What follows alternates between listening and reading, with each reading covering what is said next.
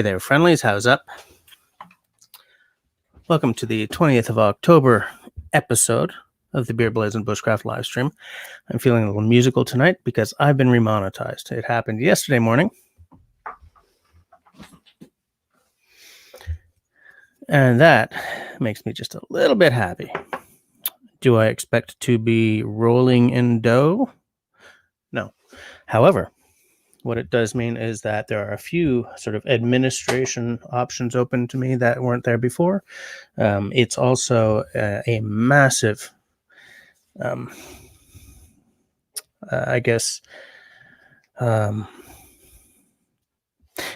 was really salty because I had been, doing fairly well, and then I got demonetized when they changed the rules.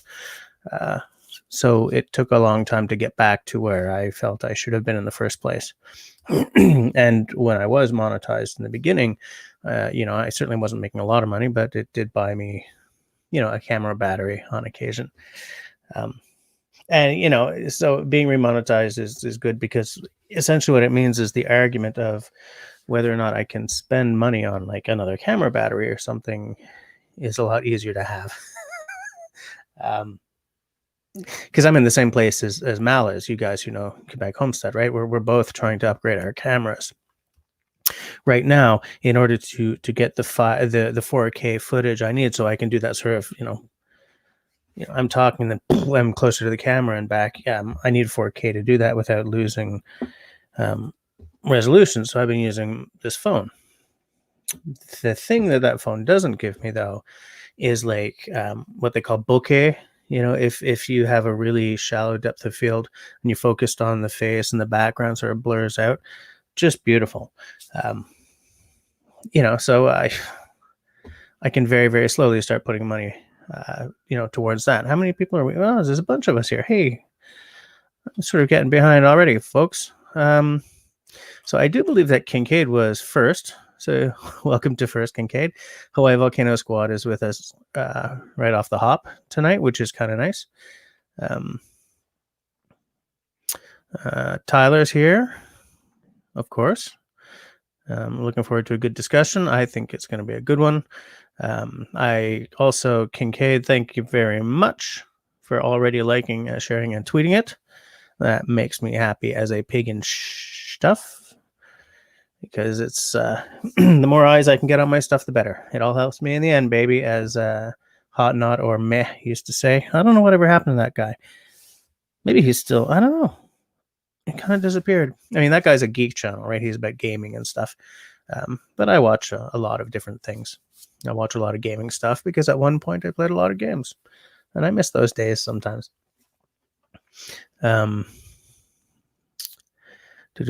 Just taking a look. What I'll do is I'll share out the link to this chat for anyone who wants to come on a little bit later. I'm just having a hard time keeping up with free whiskey for first comments and panelists. You know what? Because I'm not expecting to be rolling in dough, but rather in pennies, I shall celebrate tonight with a very affordable Canadian whiskey. This is Canadian rye whiskey, Canadien. Like the pioneers of our great country who set out to conquer the North, we wanted to create a bold and authentic whiskey. Holy crap, they didn't even... Okay, this is a micro distillery here in Montreal. And they did not copy edit. Because they spelt whiskey properly, because Canadian whiskey is spelled the same as Scotch and Japanese whiskey and everything except Irish and American. Okay? Whoop. KY at the end. What I meant was WHISKY. And then down here, they spelled it the American/Irish way, which is KEY. Interesting. Anyway, so this is like 43% alcohol, so it's pretty light. 5-year-old. Highly affordable. It's like 39 Canadian dollars. I don't even know if it's sold anywhere yet. But I'm going to use it to celebrate being monetized. I shall pour myself this dram and let it sit and air out while we chit-chat. because I've also got a beer with me and some water. So hold on, let me just catch up here. Grace, how's it going, Grace? Tenenbaum's here. Nice to see you. Outdoor Dauber's here. You know, what is it? Hitting for the bleachers? Or should I say, oh, hey, Outdoor. Yes, I do. I sort of said this, I think in the video I shot this past weekend, but I haven't put up yet. It's like, yes, but it's because I don't go anywhere. I don't see anyone. So what's the point of shaving? I'm just sort of shaving here because it's really sensitive there generally. Simon, salut, comment va? Johnny Harper, come on, man! It's always a cool party when Johnny's in the house. Johnny, who is in Hawaii. Actually, there's Hawaii is really representing tonight. Because I see oh my land, there are so many names here. Did I see Steve Boblin?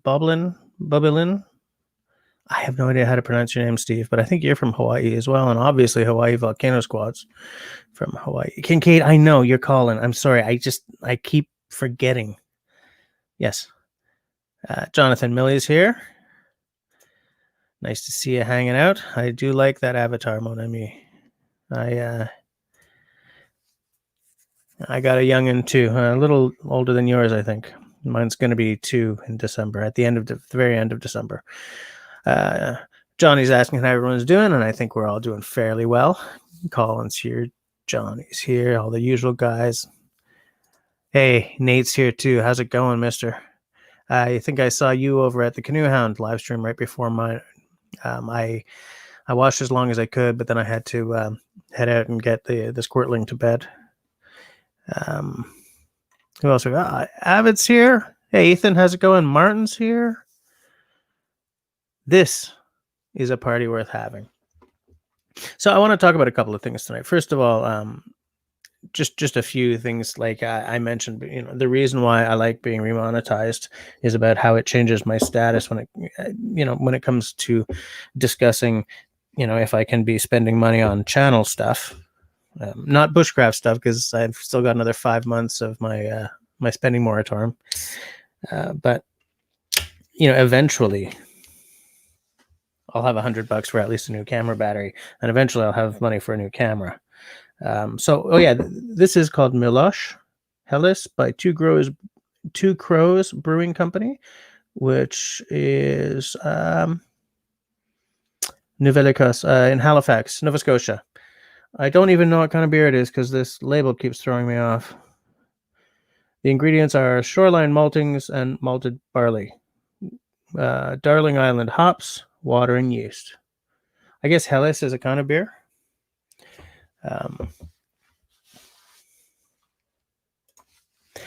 Yes, Ethan, that is kind of weird. But we have something in common now. Oh, I'm spilling beer everywhere and I forgot my paper towels. It's okay, though. I can really blow the pour because Serge is not with us tonight. And of course, because Serge is not with us tonight, I did not really blow the pour. Oh, well. Just let me clear the decks here. Kleenex is not paper towel, but it'll do in a pinch. So the other thing I want to talk about tonight is actually suggested by one of my Hawaiian friends. Hawaii. I have no idea how to pronounce that word in English. Hawaii? I guess I should have looked that up before coming online. But anyways, Mr. Steve, he said he wanted to talk about not minimalist packing, but sort of like weight savings. He suggested knives, saws, stuff like that. But it even comes down to even a flashlight can hold on a second. I think I just saw Johnny tell Collins free venison, so I want to know what happened here.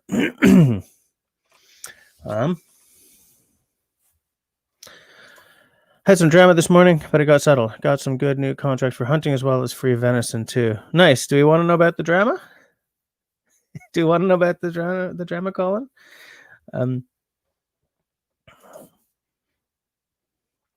Oh yeah. I don't know if you guys have seen, but Dauber's been making an anorak that I love those things. I gotta either make one or get one day. Oh, this is very drinkable for something I can see through. But what I like about it is that it's got sort of the microbrew sort of mist in it. There's particles. It's good. But yeah, so he's been regaling us with step-by-step photos of making this anorak, and it's just fabulous to watch this thing to come together. I love watching that kind of stuff. I love how people in this world of ours make things and they share the step-by-steps, but we're not in competition with each other on stuff like this. When I made my little knife sheath for Camille's knife there, everyone I knew who does leather professionally or as a hobbyist was very, very generous with their time and with their advice. And I love to watch things come together. So it's been really nice to watch that thing happen. Hey there, Nifty Paddler. Welcome to the live stream. Oh, it's a Canoe Hound raid because he just finished. I hear Dennis is really trying to stick to that 2-hour time span these days, which is cool because it means that maybe because I start at 9 and I guess that means he ends at 9. Maybe at some point I can get him on because we're on the same night, and I've been trying to sort of shift mine to Monday, but I don't want to lose anyone who is a regular for it, and a couple of regulars probably can't do Mondays. I'll talk about that later. So yes, I will not be swearing tonight. So yeah, Colin got free venison. That's cool. Oh my land, I am so far behind. From Lure of the North, not sure about my sewing skills. Martin, I'm pretty sure your sewing skills will be equal to that because those moccasins you made looked fabulous. I haven't seen them close enough to. I haven't been close enough to them to check your stitching or anything, but they kind of look like they were well enough made for me, that's for sure. My birthday's in May. Just let me try to catch up. Man, Colin, if I shot a 12 gauge in my backyard, I would be in cuffs faster than you could say spit. Tenenbaum, Wikipedia. Helles is a traditional German pale lager beer produced chiefly in southern Germany, particularly Munich. That would be just about right. On screen, or at least on my screen, it looks like it's an amber thing, but no, this is a very yellow brew.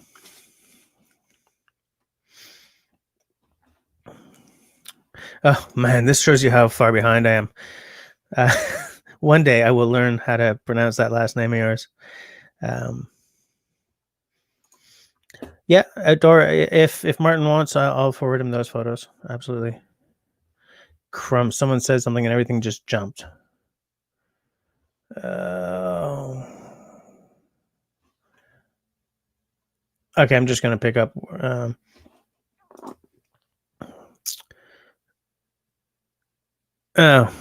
Yeah, this is a good point, Tyler, which we're going to get to.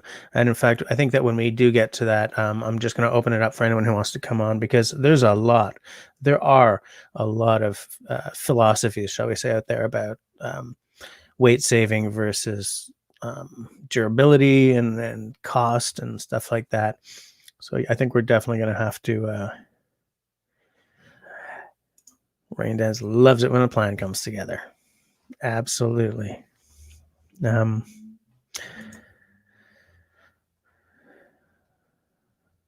Man, speaking of a plan coming together, man, Colin, this sounds better and better every minute. However, since I do try to keep this channel gun chat free, we will move on because, yeah, Colin lives in the middle of nowhere. I was going to say I miss living in the middle of nowhere. I never did. I've always just wanted to. Hey, Austin, how's it going? Okay. The winter moccasins involve hand stitching with sinew, but an anorak requires a sewing machine, which I find hard to use. I'm kind of with you on that. I used to have an overlock machine. I think I might still have it somewhere. And I had a sewing machine. My sister and I had a very small clothing label at some point. I think we only ever did like 50 pieces, but I'm not great at it. I'm not bad at it, but I'm not great. Like my stuff always ends up looking really homemade. It's the cutting that's the trick. Yeah.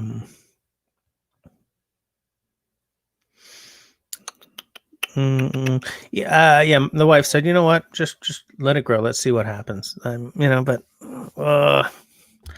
when the first time I just shaved all this off, it was such a change for me. Like I had gone short first, and then it was like an error I made. I put the wrong thing on my buzzer, but it was so nice to have it all gone. It was such a difference for me, Hold on.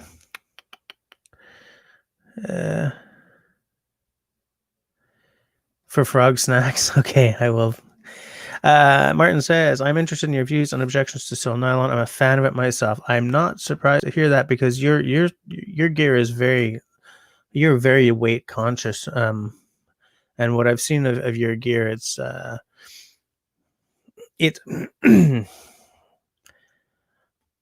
I struggle between the weight savings and the obvious benefits of like a sill nylon, especially for a tarp and stuff.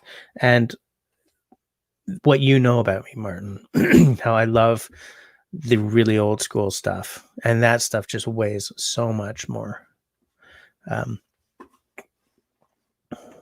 Hold on. I am so far behind. Sorry, guys. I'm trying to catch up.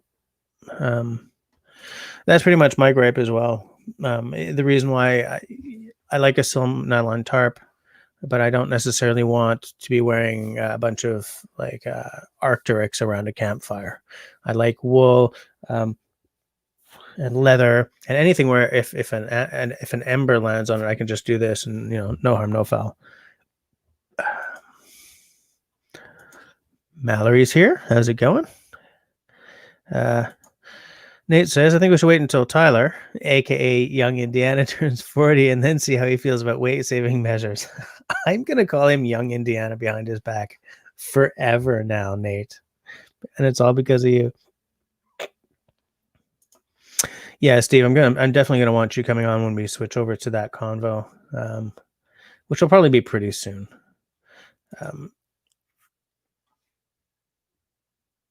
Outdoor with his vintage. Outdoor has this ability when it comes to buying really affordable vintage stuff like you guys would not believe. I keep thinking of sending him to buy all my bushcraft cookware from now on. What? Mallory, what the hell? I'm using a Logitech. I don't remember. It's there. Whatever's there, 1080p. I'll send you a link later if you want. Or you know what? I'll just. Or Simo, are you here? Can you pop a link to my webcam for Mallory? You know what it is, the Logitech 940i or whatever the hell it is. Because if I start looking for it, I'm just going to bore you guys more than I usually do. But yeah, I'm sorry to hear about that, Mel. This camera is like $100. Like you, I would like to replace my webcam. Although, unlike you, I don't have to quite so quickly. It's terrible to laugh about that. I want to know what happened. Fox it. How's it going, mister? I don't know if I'm ever going to catch up, guys.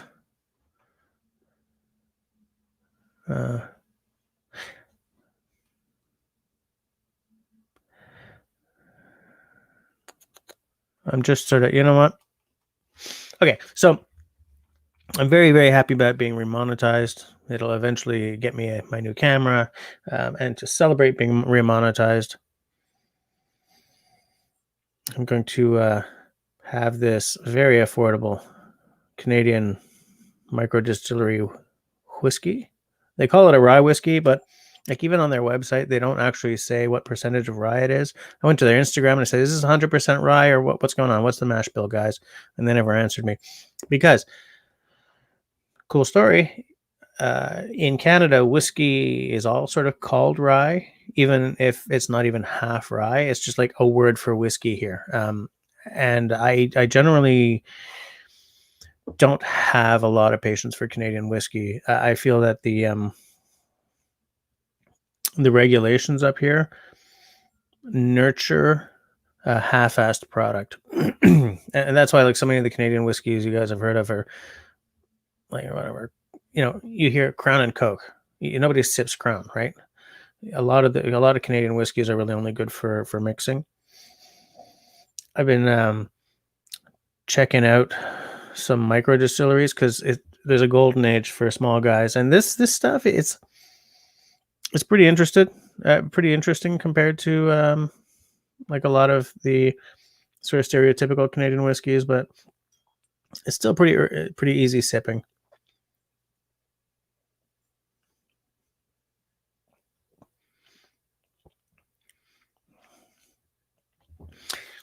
It's got a sweetness to it, but instead of the usual sort of overdone caramel that you find in a lot of Canadian whiskey, it's more of like a brown sugar, like maybe a toasted brown sugar. Like when you like if you have a creme brulee with brown sugar on the top, and you take that little torch.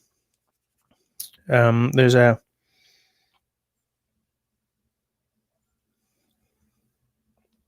lemon hit at the back, which I like. There's a bit of spice in there, so there's got to be some rye, but it's not like a big rye punch. It's not like those of you who know Canadian whiskey. Lot 40 is probably my favorite Canadian whiskey so far, and it's 100% rye, and that comes with a lot of spice, but it doesn't have that weird licorice thing that a lot of American ryes have. And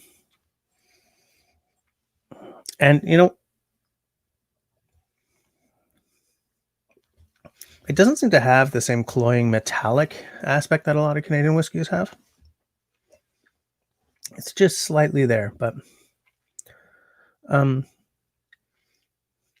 it's easy drinking. It's like 43% alcohol. Most of what I like, this is 45.5.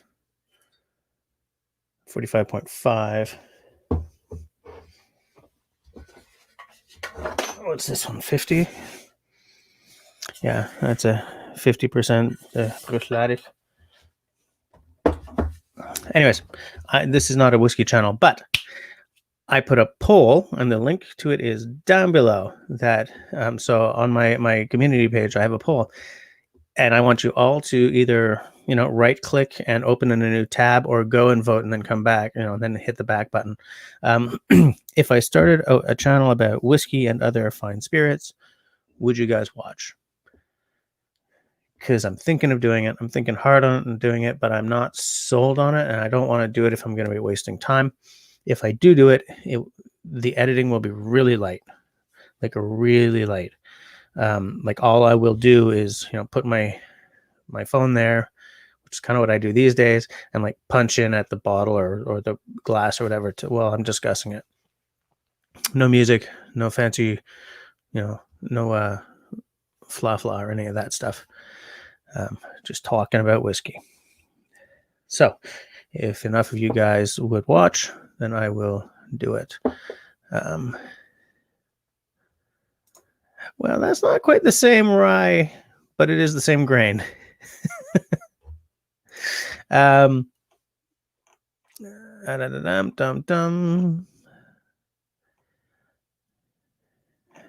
am so far behind. Oh, Johnny's got a new bow coming on? Nice. I do invite those of you who are enjoying tonight's live stream to hit the thumbs up button, and those of you who are not, please hit the thumbs down button. A wink's as good as a nudge to a blind bat. Know what I'm saying?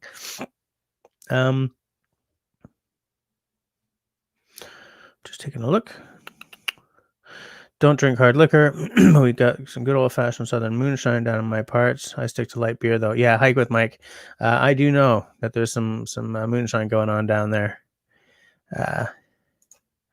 Shite, yeah, Mallory, you've got that Halloween stream coming up.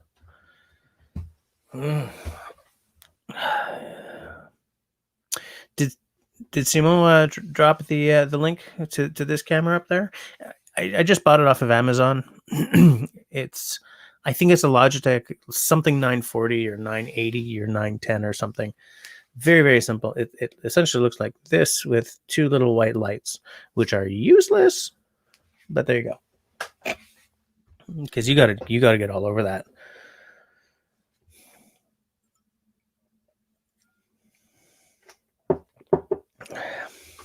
I see the usual avid outdoorsy guy and Nate Muskoka show is happening in the side chat.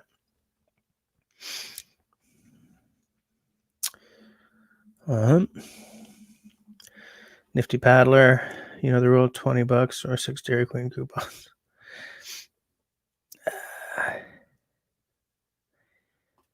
I am so far behind.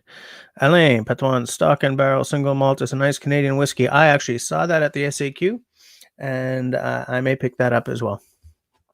I'm thinking of sort of trying out a bunch of the smaller Canadian makers.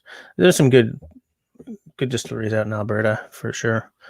But yeah, I'm glad to hear you say that, because I was looking at the bottle and I picked this one instead. I think this one was cheaper, actually. Oh, okay. So Simon did C920. That's it. Yeah, Mallory. So that's what I'm using. Actually, it doesn't look very good tonight. Here's the thing. It's a 1080p camera, but StreamYard shunts me down to 720 because I'm not paying for it. And to get 1080p, I have to spend like 30, I think it's 35 US a month. If Dennis was here, he could tell you, because he's paying for StreamYard, but he's not doing that. He's got the second tier. Well, that's one vote. Go and vote on my poll, though. I like it when you guys actually, interact like that. Yeah, and Mallory, you don't want to be doing a massive live stream with your phone, because of the simple fact that you want to be wired. You don't want to be wireless while live streaming. Guys, for those of you who are just maybe thinking of starting live streaming, you don't want to depend on Wi-Fi when you're streaming. When I was depending on Wi-Fi was when I had massive problems with dropped signal and lag and buffering, and it just like Simon would be like, for God's sakes. So I said, well, get over here and help me set this up. So he did. And now this computer is Etherneted to my not directly to my modem, to my router, and then to the modem. It's all wired, and I've had almost no problems since. When I was trying with my phone or my laptop just using Wi-Fi, forget about it. Forget about it.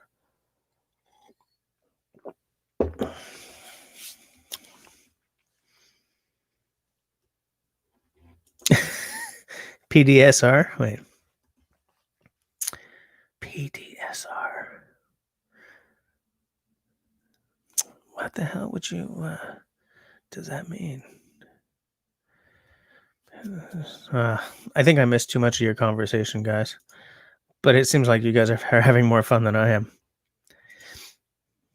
Johnny, I don't know if I asked you this, but if I did a whiskey tasting and I wanted to do like a charcuterie plate for people to clean their palate with, is there anything I should stay away from?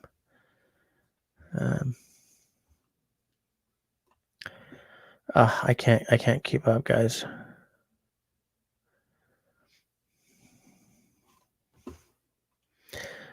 So you know what?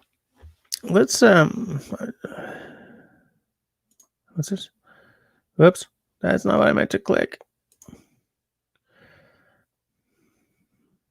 Yeah, if Amazon has it, then you're in good shape, Mallory. If they have to, here's the thing, with the COVIDs, the number of Amazon employees who are down with COVID because of Amazon's BS policies is horrible. So there's like, not everything is moving quickly. Had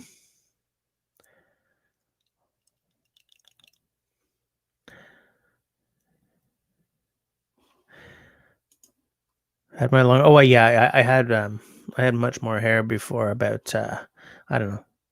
Not really. Whiskey is great with charcuterie. Well, everything is great with charcuterie, isn't it, Johnny? So tell you what. Let me stop talking about my paddle, drift, sip, repeat. Nate and Avid. Man, I would love to do a live stream with those two, like sitting at the table with me. We'd have some bottles. We'd have some chit chat. We'd have some fun. That would be a good night. Oh yeah, well, if you got a 5G thing happening, then yeah, absolutely. Like, if this is not a 5G phone. When the iPhone 12 was announced as a 5G phone, like the very first thing I thought was, crap, I should have waited. But the second thing I thought was, Rogers will find a way for it to cost me like $300 a month, which I wouldn't be able to afford just for the service. So, meh. But yeah, for a long time, I've wanted a 5G phone so that I could live stream from anywhere. You know, the forest. I would love to live stream from a campfire. You know, I gotta stop saying Okay, so tell you what, I'm gonna shut up about my my being remonetized and my hopes and dreams for eventually being able to afford a new camera and some decor stuff. Let's talk about what Steve wanted me to talk about how about weight saving or your philosophy on whether or not to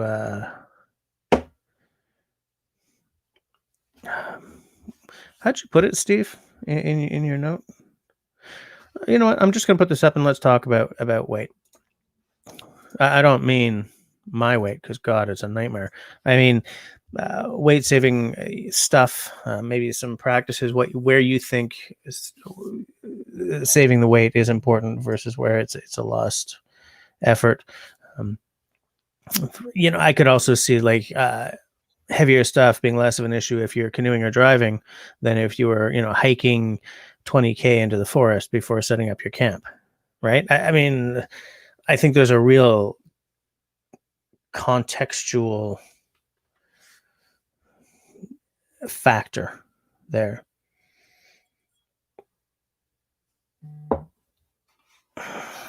Tyler doesn't say much, but when he does, it's a bullet. I mean,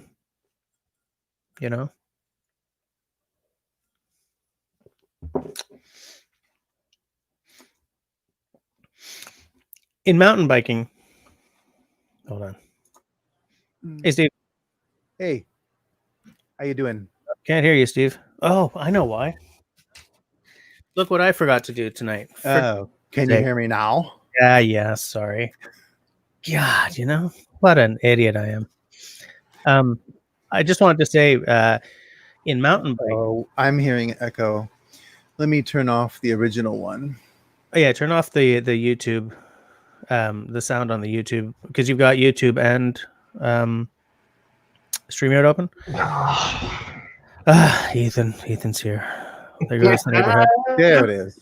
Look at you, Ethan. Look at this, huh? I love it. Right? I love it. I'm not sure if I'm ready to love it, but oh, you can do it. Come on. I'm okay with it. Let's grow them out. I need a new camera too.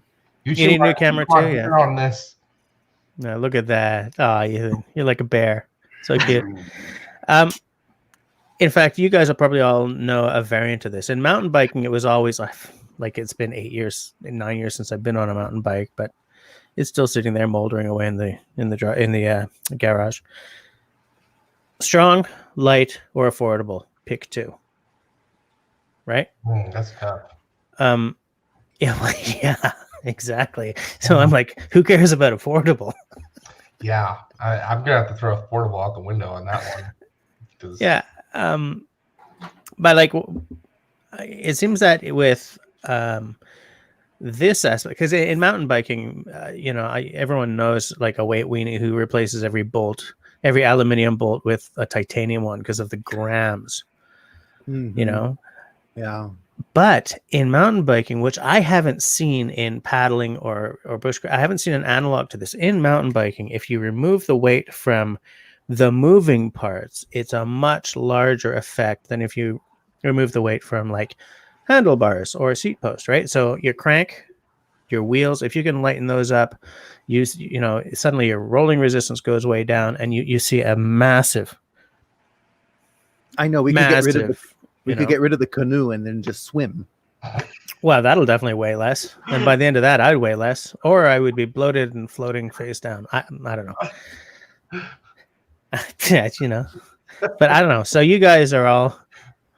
Ethan, are you gonna be okay there? That was really funny. I'm buzzed pretty hard right now. Okay. No wonder. Okay, I've apple juice, so This is apple juice. this I'm is Nate's unfiltered apple all juice. Nate's fault. He got me drinking.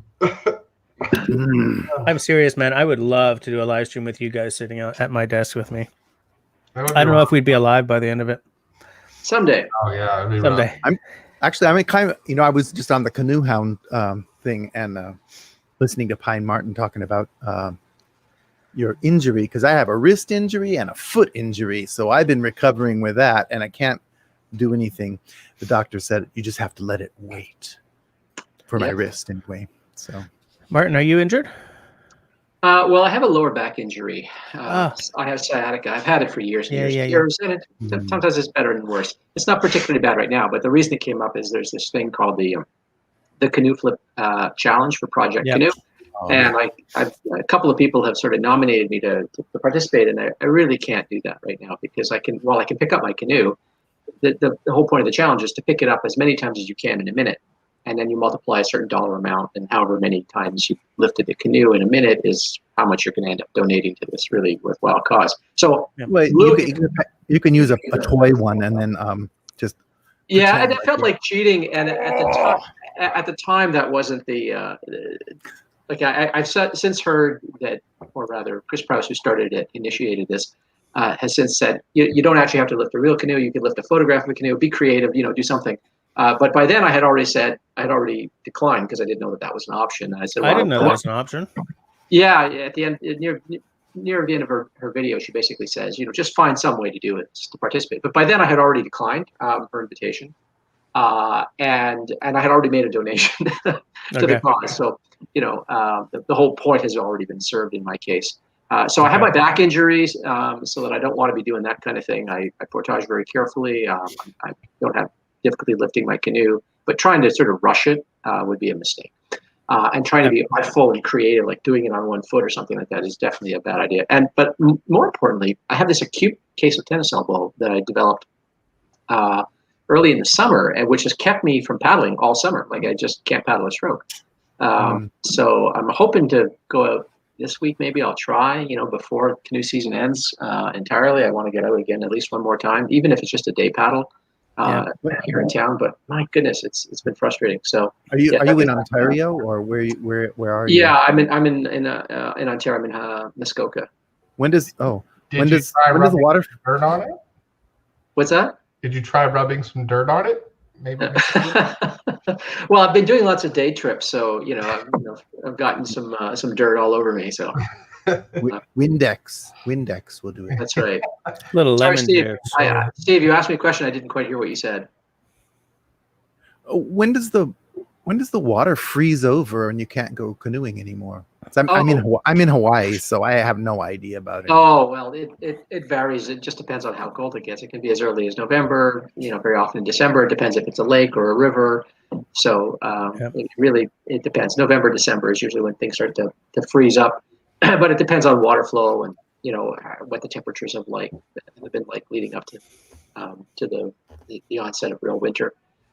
And some people still manage to paddle even in winter. I'd rather not. I've done it just for the sake of it, just for the sake of saying I did it, but I don't actually feel comfortable paddling in. Well, yeah, I think that hey, Zach Fudge is here.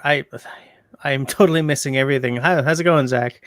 I think that just from what I remember of being on the water, it's not the water freezing over that stops me from wanting to do such things. It's freezing my butt off and being uncomfortable and just wanting to be next to a campfire.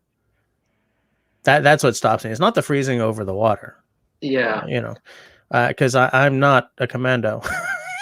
The winds get pretty bad too. Yeah, the wind gets bad and it cuts through, your clothes, and you're just like, I want beer and a fire. The wind just makes it really hard to paddle. Like when it's, a cold winter wind is bad enough temperature-wise, but just the fact that the winds tend to be stronger. And you don't even have to be wind bound necessarily. It's just you're like, oh God, I just want this to end. I just want this to end. Wind is a game changer in paddling. It's a total game changer. It's ridiculous. Yeah, it just sucks the energy right out of you. Yeah. It's pretty exhausting. It's funny because we're talking about sort of weight savings, economizing on weight, and in the paddling world, most people don't worry too much about that because except on the portages, the boat is doing all the lifting, right? So you don't need to worry about it. So you can carry a lot of luxury items, and canoe trippers will often carry a lot of tools, saws and axes and knives that a backpacker would never consider bringing anything other than a folding pocket knife. Maybe maybe one fixed blade knife, like a silky, maybe. Maybe a silky saw. Yeah, even then, but no axes or anything like that.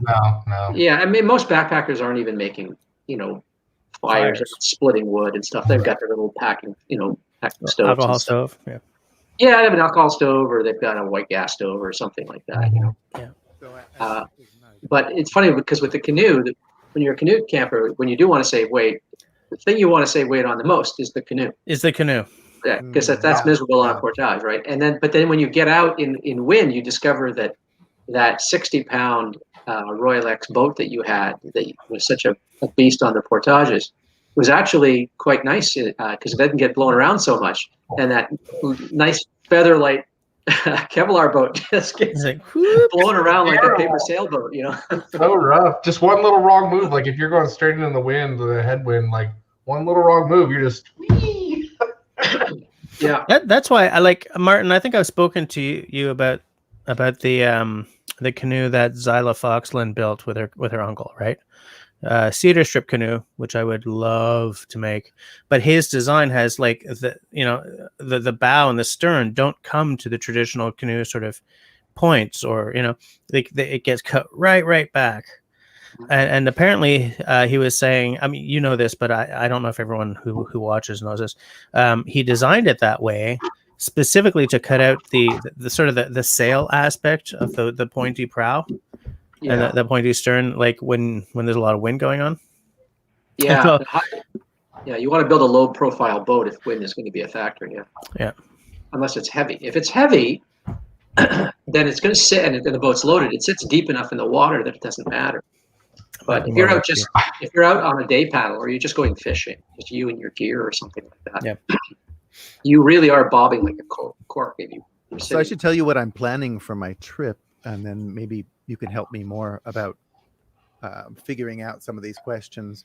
So it was funny because, like, first I went to Algonquin Park back in the 70s, and I forgot all about it. I mean, I loved it. I totally loved it. I thought it was like the best thing I ever did. But I didn't even know there was such a thing called outfitters, right? And so I didn't know. And then I saw Chris Prouse's video, and then started getting into all these YouTube channels about canoes. And one of the first people that I asked was an old friend of mine who was visiting from Italy. And he said, yeah, I want to go. Totally. And he still wants to go. And we're going to go. But everybody else I asked, they don't want to go. They think I'm absolutely nuts, Why would you want to go canoeing in the wilderness for 7 days or 8 days, which is what we're planning to do? Because if I'm going to go all the way from Hawaii, I don't want to go for a 3-day thing. No. On the other hand, and I'm 61 and a little bit heavy, but I'm trying to lose weight. And I'm a little bit, I saw the Avid Outdoorsy guy video struggling with that canoe over Mhm. the portages, so I want to make it count. And so I kind of was thinking about maybe the big trout loop thing, or maybe down southern, like into to what is the one, Ragged Lake area. Mhm. Yeah. So, we've been poring over maps, me and my friend. And so what I have is I have t-shirts and shorts because I live in Hawaii, and aloha shirts, right? What time of And year are you going? September, mid-September, I think. Ooh. You're gonna want some pants, bro. Yeah. I have some long pants, but I don't want to buy like a $200 jacket. And No, then you don't need use to. it once. I want to Yeah. put. I guess I'm going to get layers. I was going to get some merino wool Good. things and do Merino layers, is magical, dude. Mhm. and maybe I can't afford a lot of it, but like a cheap plastic poncho, because I'm not going to use a raincoat around here. I just run out in the rain. It's fun. And it's hot today.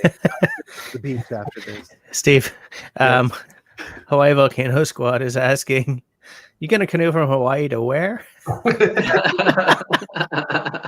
They have these sales. I'm going with Ray Goodwin from Goodwin? from UK. Goodwin from Canada. Yeah, we're gonna sail across, and now Yep. they have. Hey, might I You're make not really going with Ray Goodwin, are you? No, I'm not. I'm just Okay. joking. I was getting excited. There was like, I'm gonna be there. No, just name dropping. That's all. I'll give you a quick route suggestion. Yeah. So if you're looking for something interior, something a little bit maybe more simple, you want to get interior quickly, Right. maybe consider the water taxi on Opeongo. Well, we thought of that because I was going to do the Laviel loop, Great. but there's a algae bloom, I guess, in No. and I don't want to go that way. And there's also that 2-mile portage at the end. Those are a lot of big portages at the top of Opeongo. That's the one thing about it. Yeah. So I was looking at that, and we were looking at Rain Lake. That's a great lake. Yeah. But, and then the other thing is, we're both coming from out of town, out of country, and we're gonna have to rent a car and leave it on the Rain Lake access. I don't know whether that's such a good thing. Oh, it's fine. Yeah. Yeah. Nice big parking lot. Yeah. I mean, for break-ins or Oh no, I've left my car there a week before. I mean, it's really? fine. Yeah. You'll find that a lot of people they're there for the same thing. I mean, the access lakes, you're going to have day trippers and stuff like that, but people are usually pretty courteous about those things because they're all there to enjoy themselves too. So most people won't mess with your stuff. It's not very common. So I have a variety of different things. Like I have this Leatherman, this Leatherman, thing that's this kind of thing. So the only thing I use it for is the pliers, really. Yeah. So, and it's kind of heavy. So Yeah, this is in fact, Steve, what guys, this is in fact what Steve was mentioning when he suggested the subject for tonight. He said that he has this Leatherman, but it's heavy. And it's funny because I also somewhere I still do in fact have a Leatherman, but and then I have a little pocket knife, that's a mouse mouser. All I need. Yeah, you see what Ethan's holding up? I'm thinking of retiring my Leatherman for one of those. Is that the same one I have? Oh, it's a Swiss Army knife? Yeah. It's called the Huntsman. I don't know. It's got mine says $5 on Amazon. saw. Anyway. Oh, yeah, it's got blades, scissors. Yeah, it's everything I'm gonna need, really. Hey, Except Martin, for pliers. do you have a multi-tool that you carry? Yeah, I have a multi-tool, but I only use it on canoe trips. So I won't take it on a day trip. I won't take it on a backpacking trip because it's heavy, right? I mean, there's a lot of utility there, but I seldom need it. Whereas on a canoe trip, things break. And on a canoe trip, I mean, really the only times I have needed a multi-tool was on a canoe trip. I did a video, but I was once carrying a canoe, just taking it off my car to put it in. I was going to Algonquin, actually. And the yoke broke on one end, right where it attaches to the gunnel. The whole canoe fell on my head. The yoke broke in half around my neck. I bruised my neck, bruised my shoulders, bruised the top of my head. It was a heavy boat at the time. So we carried on without a carrying yoke, but it was kind of hard on the portages because we didn't have a carrying yoke. So my wife would carry the front, and I'd carry the back of the boat. We went along that way. So we got through there, and as soon as we got to camp, after we set up camp, I immediately set about fashioning a yoke out of a piece of dead maple that I found. And I mean, if I had not had the multi-tool, it would have been impossible to get the bolts, the nuts, off of the bolts and then take everything out. It would have been impossible, or I really had nothing to sort of drill into the wood of the yoke that I was making to make holes and then reattach everything. And I was able to do it. I was able to fashion a crude yoke out of what I found with my multi-tool and a pocket knife. And I also had a saw. I did have a saw. Yeah, I did have a saw. It was a canoe trip, so I had a saw. That's right. And although there's a saw in my multi-tool, which would have done the trick. So on a canoe trip, I usually have more than what I need. But I mean, it worked so well. I literally used that makeshift yoke the whole rest of the season. I never went out and bought a new yoke until like the following spring. Wow. I call that a win because what I've looked into, yokes can be expensive. Yeah, well, I mean, believe me, it was not really comfortable to carry, so I mean, it felt a little bit like being on the cross carrying that thing. I was happy to get rid of it. Yeah, but it's not like you ever have to do portages anyway, right? So who cares, right? Well, not for day trips, I didn't, but on canoe trips, yeah, you have to do portages. Then we took some trips, and I used that crummy, uncomfortable thing. Mm-hmm. So I always have a Leatherman on a canoe trip, just because you're going to be out there a long time, and any piece of gear can fail you. Something on your pack, a bent tent pole. So I would bring it on a canoe trip, especially a week-long trip, Steve. Okay, that's really, really good to know. Then I think what I'll do is I'll take the Leatherman and I won't take the pocket knife. Right. Just bring one. I have one of these Mora knives too. So yeah, well, that's great. I mean, I always bring my Mora. It's always on me. But what I would recommend though is sort of coordinate with the people that you're going with. Make sure that you don't all have a Leatherman, because that's what happens, right? You end up with 3 saws and 2 axes and 4 Leathermen, and none of that makes any sense, right? Just coordinate with them and then double check. So far, it looks like it's just going to be us 2, and coordinate gear if you're going with 1 other person. Yeah, I'm surprised that other people haven't wanted to come with us. So it's kind of funny. But from Hawaii, you have to pay for the airfare just to get that. There. Must be expensive, dude. Speaking of right now, there's really good flights, but absolutely can't get into the country, so never mind. Yeah, this is what I use, by the way. It's I have it attached to my PFD. It's a Gerber, and it whips out to pliers. So awesome. It's a multi-tool, and yeah, it's mainly I use it for the pliers, honestly, because it's handy for fishing. It's right here on my PFD. So then, I've been watching all these different YouTube channels, and then there's preppers, there's survivalists. So there's what is the other thing? Bushcrafters, that's the one. And so I've been watching all those, learning knots and things like that. And so I made a bow saw because I was in lockdown, so I didn't have anything to do.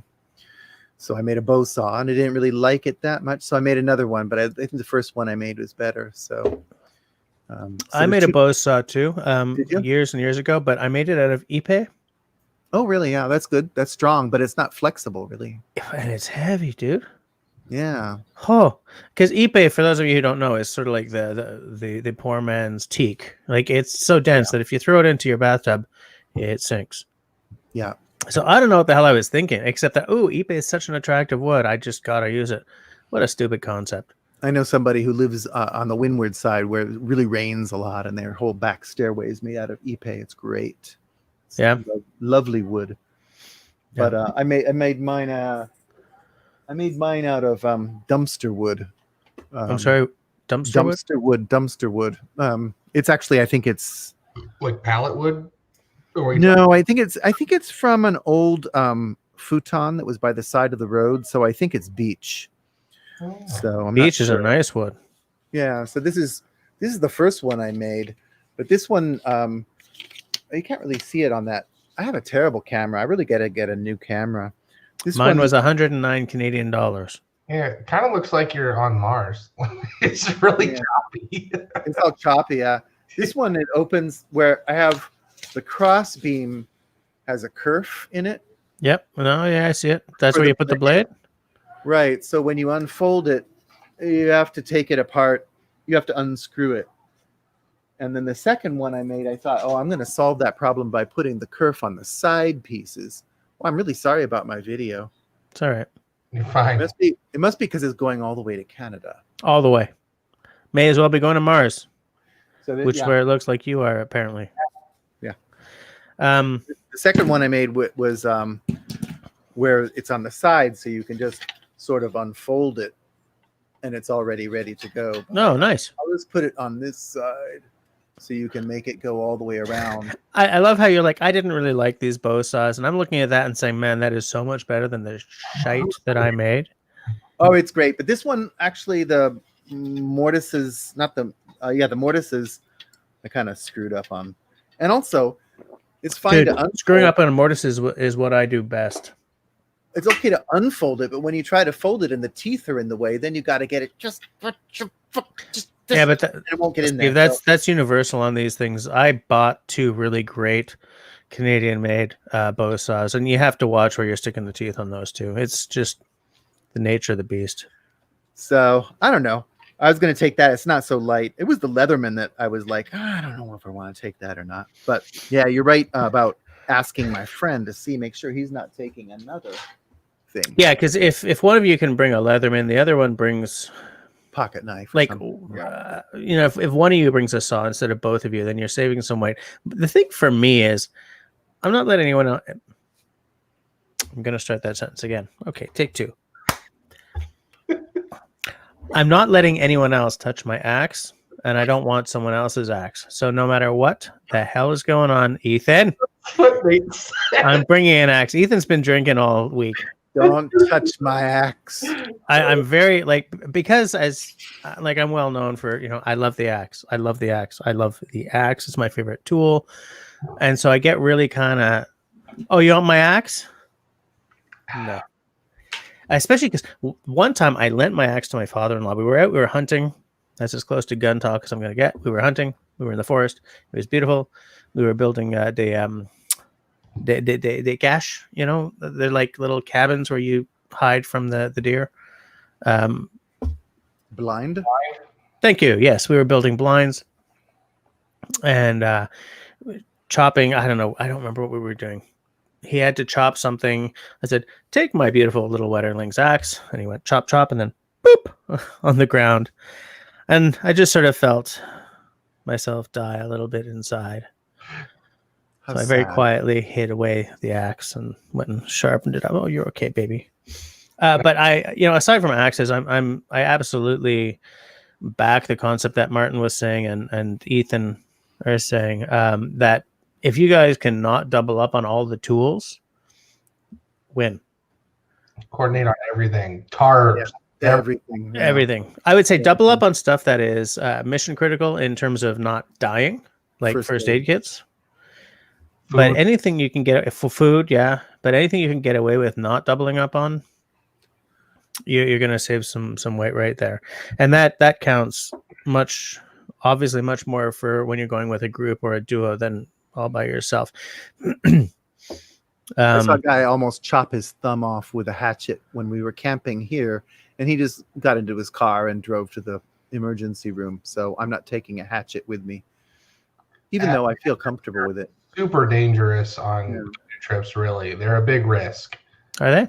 It's so easy to just skip off that log and go right into your leg. Or fall on it. Fall on it. It's just, I see it as an unnecessary hazard unless it's an absolutely necessary tool, like a ice out trip or something. Okay.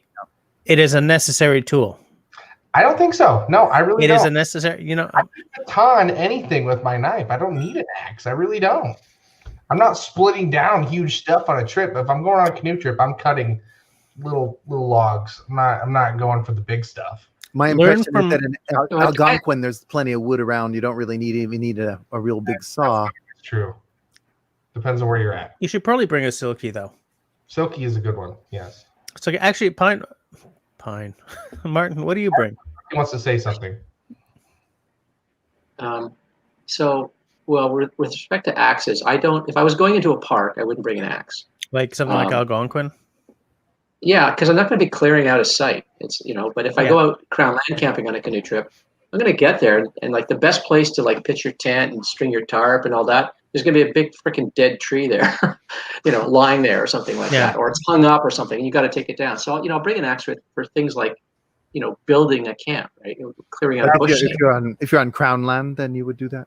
Yeah, exactly right. But in a park, I would never bring an axe. It's not necessary. I might bring an axe just because it's fun to use an axe, right? So it's just for recreation. But that's a huge luxury, right? But so I sometimes bring an axe. I always bring a saw. I am converted to silky saws now. I have 2 of them. I love them. Great. And you're definitely cutting weight with those over the bow saws. Yeah, no, they're not light. Although there was a new silky. There's a little pocket silky that is light. It doesn't have the heavy steel handle. It has a lighter molded plastic handle. It's much lighter. Not as durable, of course, but the blade is exactly the same. But we're right back to like weight, durability, price, pick 2 kind of thing, right? Yeah, well, I would, if I could do it again, I would buy the lighter model, but it didn't exist when I bought my little one, my little pocket gun boy. My bow saw is pretty light, actually. I don't know how much. Gun boys are pretty light, honestly. I mean, it's But like then the outfitters, Algonquin Outfitters gives you a saw with the package that they're doing. So I don't even know if I'm going to take my bow saw. But I kind of. Dude, if I'm gonna start thinking, oops, sorry. Actually, it's funny because I hit the button by mistake, but that's a really good quote to pop up on screen. If they're gonna pass you a saw for the duration, don't bring one. Yeah. Right. I want to say hi to Dave from up north of 60. I just noticed he's here. How's it going? If I'm missing people popping in and saying hi, sorry. It's just you guys are just, and I can't keep up. But like Martin, my Silky is the Pocket Boy 170, right? Mm-hmm. And I find that it's lighter than my bow saws, which are now. Here's the thing, though. Because my bow saws are 3 beautiful Canadian-made saws. I have the Ethan. Don't make me turn this live stream around. I have the Agua Canyon, the Boreal 21. I wish they'd make like a 24. Actually, I have a Bear Essentials. They made a couple different models of the Agua. They were going to release them like last year. Oh, I didn't know that. A small one, and I think they made a bigger one. I don't want a smaller one, but a bigger one would be nice. I have a Bear Essentials, which is really nice, and I have a Maple Made. Okay. When I bought the 2 wooden ones, they were both still really new on the market, so I got them both for like really good prices because I jumped on them. It's like because I kept waiting for damned Adventure Sworn buck saws to stop being sold out, and it just never happened. So I was like, okay, but the Silky is definitely way less weighty than those, but it's also more versatile too. I mean, I find that with the Silky I can do more. With anything like a buck saw, you've got that middle cross beam, and then you've got the blade, and that's your depth. That's how deep you can cut. That's the thickness of the log that you can cut. Silky, you're limited by the length of the blade, so you can cut really, really deep. You can also cut upside down, which is you can get into like a tighter space, right? If there's a log and a log, you can get the blade in, but which you certainly can't do. Sorry, with the bow saws. That's right, and it's so light I can bring a spare blade if I'm worried about breaking one on a longer trip. Right. And that is something you have to worry about, though. On a longer trip, yeah. Especially if you're not used to it. Is it this kind of thing? This is that's the kind of saw it is. That's right. Yeah. It's a Japanese pruning saw. It's a pruning tool. It's which means I'm looking it up on the Silky. Which one do you have? You have the. I have the Pocket. Yeah. I have the Pocket Boy 170. Which one do you have, Martin? I have the Pocket Boy, and I have the Gone Boy 220 or 210 or something like that. Yeah, and Steve, I would suggest that you do go for something longer, like what Martin is saying, if you're going to buy one. Now, here's the thing, though. Japanese saws, okay? almost universally, you put the pressure down on the pull. Because if you Yeah. put the pressure down on the push, you're going to break your blade. And I have learned that the hard way on many an occasion. Not many an occasion, twice. That's why I was considering getting a Japanese saw, because I have one, but it's kind of fine tooth. I think you need a more Yeah, like rugged- a Dozuki or something. yeah. Yeah, It's the thing with the silky is you can get like a medium-sized tooth, you can get a fine, or you can get a like, course. you know. Yeah, of course. I was trying to, because English. But that's what I mean. They're more versatile. So if I was going to go on an extended trip and I had one saw to bring, what I would do is I would bring a silky, and I would bring two size, two blades of the same length, but one sort of maybe a medium and one a coarse, and that would do me. And that way I would have a spare blade in the event that one of them broke. And you're right about them being interchangeable blades or something. yeah. So that's another thing. The fact that it's thin and flexible. I mean, the reason they can snap or get a kink in them if you apply pressure on the push is because the blade is so thin. But it's precisely the thinness of the blade that makes it such an efficient cut, because they're lasers. The kerf is so narrow. You're just removing so little material in terms of width. It just cuts right through like a hot knife in butter. Yeah. And it doesn't have to be as thick, right? Because you're not cutting on the push like with the what's the Baco called, the Laplander? Yeah, right. That's a much stouter saw because it's a typical European saw. You're putting your pressure down on the push. And it's not just the teeth. It's not just the teeth that are narrower. The spine of it, the back of it, is thinner still, right? So there's lots of room. So it doesn't bind on the way down, right? Even in wet wood, it's less likely to bind. This is the silky. That's the silky. Yeah, that's why I'm so committed to it now. I won't even consider another saw unless it has comparable qualities. Interesting. They're not cheap. They're not cheap. As saws go, they're expensive, but and they're not as light as as they could make them. Like, they don't have to have that steel shaft and then with that heavy rubberized handle. I mean, it's nice because it doesn't slip and you don't get blisters and stuff like that. But I took it winter camping a couple of times last winter. Wow. I didn't even bring a bigger saw. My longer silky saw was all I needed. Martin, I'm glad you brought that up, because I want to point out what Brandon says down here. I'll bring an axe on canoe trips in the spring or fall, but it stays home in the summer. Do you find that it's seasonal for you as well? What did you say, an axe or a saw? He said, well, oops, shit, axe. I lost it. An axe. An axe. Oh, well, an axe I definitely bring in winter. Yeah. Because you end up splitting a lot of bigger wood. Like you're on a canoe trip, you're going to cook over a fire. It's going to be a small fire, right? Unless you're trying to make a big bonfire to sit around with all your friends or something like that. But I mean, it's not even a good practice, right? So whenever I go camping in 3 seasons, except winter, I will make a very small cooking fire, and if I have enough hearthstones around, it'll warm me under a tarp, and it doesn't need to be a big thing. But in winter, temperature when you're talking about this winter camping? Well, anywhere between 0 and -40. Really? That's in Celsius, by the way. Yeah. Hawaii. So you need a really big fire if you're going to be outdoors, and if you're not going to be outdoors, I don't make a big fire when I'm winter camping. I either cold camp or I have a hot tent. If I have a hot tent, well, you're going to go through a lot of wood because you're burning wood in a stove to heat your environment and to cook in and stuff like that. So I'll need an axe for that, because I'm going to end up splitting a lot of wood. And I don't want to be batoning big rounds, one slice at a time around the sides of a big round like that. In the cold. In the cold. Yeah. And you really don't want to do too much batoning with a knife unless you're really, really, really seriously confident in its. Talking to you, Ethan. Its abilities, because if you baton in winter, you can, and it's really cold, you can snap a blade. I mean, the metallurgical properties in winter are very, very different. You got to be careful. Yeah. Did you all hear about the guy who got rescued in the Boundary Waters area? Yeah. No. A couple days ago.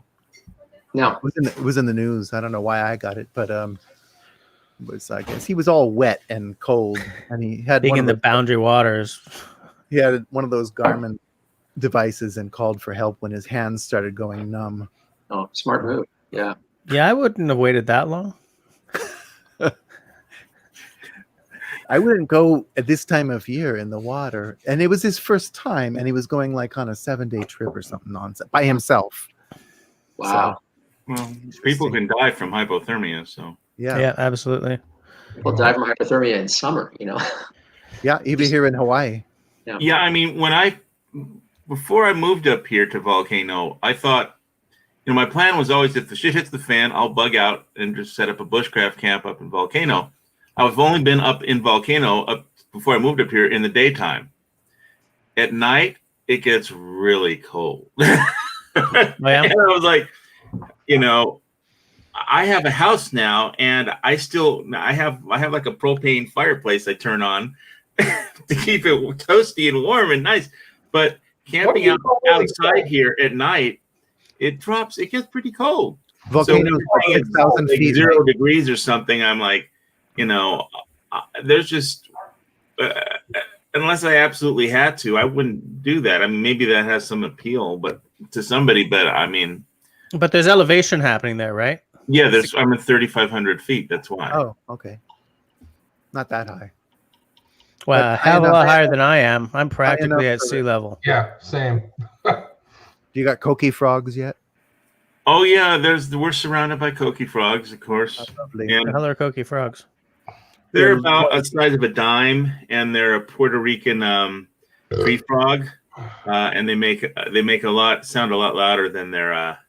When I flew into Hilo one time, and I was driving in a car along the road, and I said, "Oh, it sounds like they're doing construction. It sounds like rusty, like somebody's using a bulldozer, but they haven't lubricated it." You know how that sounds when it's just going. Sounds like coqui, coqui, coqui. That's what it sounds like. It was, yeah, but it was a lot of them, so it just sounded like rusty equipment dragging on the ground. That's what they sound like. We don't have them on my island. They start croaking at night, and so I just slam my window shut, and it doesn't bother me too much. I think Ethan was croaking there a bit as well. I'm pining to the moon. Rain Dance, you needed to recite that thing that I wrote for you in the text chat. I can't find it. You guys have been bibbling and babbling so fast. I'm lost. It's mostly me and Nate's fault. Well, it goes like this. This is my axe. There are many like it, but this one is mine. Without my axe, without me, my axe is useless. Without my axe, I am useless. I am useless. Yeah. So you need to grab an axe and say that. Oh, I'm going to do that before bed tonight. Give your axe a woman's name. Axe a woman's name, because it's the only pussy you're gonna get. Okay. Monetized. Well, I know you can't say bang sticks, but they didn't say you can't say that. I was so beautifully temporarily monetized. Why Volcano Nothing came lasts off. forever. We have me on the chat, and Yeah. Yeah. But Shepard, I gotta go, so I'm right. just gonna thank you for having me on. See you later, Mark. Great night, God guys. bless. Be Yeah. good. See you, Pine. But like what a lot of what Martin was saying makes sense in that, and what in fact a couple of guys in the side chat were saying is that they bring an axe when the season requires it, but if the season doesn't require it, like you're in the height of summer, maybe that's a whole lot of extra weight for nothing. Right. Maybe you leave that at home. It hurts me to say that, but maybe you don't need it. Maybe a silky and a big old chopper knife or something. I don't know. It depends where you're going, how long you're going to be out there, and how much discomfort you can really put up with. I mean, are you going to be building a bushcraft camp, or are you going somewhere where like you already have something set up? I mean, do you really need stuff? But I mean, myself, I like being comfortable. I'd probably pack 2 packs and buy a donkey to carry some stuff. Yeah. For me, bringing an axe is about the joy of using an axe more than the practicality of it. So if I just said, again, man, Tyler's probably just drinking game every time Jesse says, But We just have to hit you over the head every time. yeah, because that would improve things. I still don't know what you mean by cold, by the way. Cold. Yeah, like what do you mean by cold? Like what when you say it gets cold in Hawaii, what are you talking, like 50s? I mean, okay, first of all, y'all. I haven't done the temperature thing in Volcano, but it gets, it's like 40 sometimes at night. No, guys, you can't do this to me. I can't be the only Canadian on here and you guys start talking temperatures. I'm not going to know what the hell you're talking about. Well, it's like this. I get out of bed and my knees are shaking and I'm just freezing. I mean, look, I was once when I was in the recovery hospital Pacific, they kept everything so cold to fight the because they have the air conditioning on because they need to keep the temperature at a certain level to prevent strep bacteria from forming. So, but I kept telling them I was cold, and they just put me down as an uncooperative patient or something. And it was like, but I was literally shivering. I can't imagine you being an uncooperative parent. 40 is about 18. 18? Mm-hmm. And I'm pretty happy at 18. Here on Oahu, where I live, I'm happy down to about 15 or. I think the coldest it gets is 35 Celsius. So that's it. I can't translate it. That's a cold night. Okay, first of all, oh, dude, you know what? Because Montreal gets pretty hot in the summer. It'll hit that, on a hot day with the humidity and everything. And I'm just like, I hate my life. I had to put on a t-shirt last night. At night. You have to put on a t-shirt. It got too hot, so I took it off. Well, I have a bathrobe, and I mean, it gets cold up here at night. I mean, maybe you Canadians are used to being in an ice cube or something all the time, but me, I just moved up from Kona, and it's like 100 there some of the time.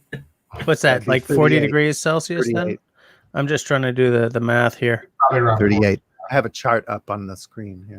No, that temperature. No, I can't do it. I would be very grumpy, very sweaty, and hating life. When I've been on the mainland and during the fall, it was so nice. I remember riding a bicycle in Ohio, and I smelled somebody burning leaves, and I said, "Oh, I remember that from when I was a kid." You know how smells bring back memories. It's funny that you say that because this is not related to what we're supposed to be talking about at all. But I will just make a. What is the topic?